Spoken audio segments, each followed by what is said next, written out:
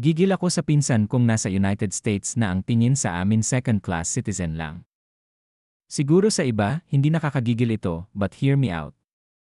Meron akong elder pinsan na more than 40 years na since mag-migrate sila sa United States with their parents. Kaya nung umalis sila dito sa Pilipinas nung early 80s talagang ibang-iba pa nun.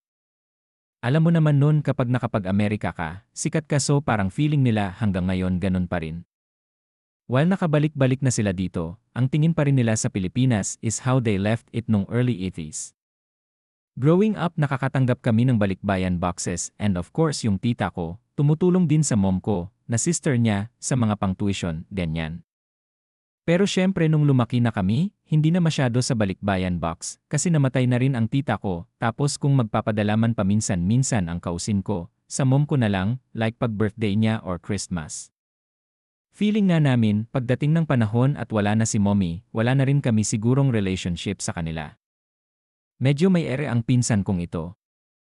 Opinionated sa lahat ng bagay.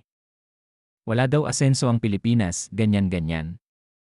Ang tagal-tagal na nilang wala, last visit nila was 2013 pa, pero ang dami pa ring hanash.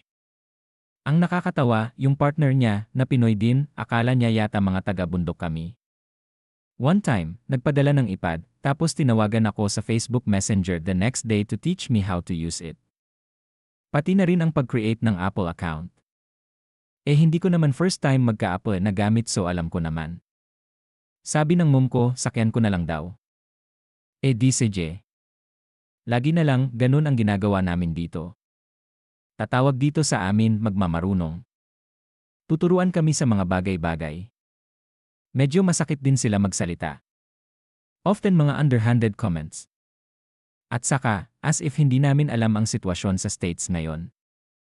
Kung gaano kahirap ang buhay nila. Na halos inflation na sila. Hindi naman sa pagmamayabang, baka nga mas nakakalabas-labas at nakakapag-grocery pa kami kesa sa kanila.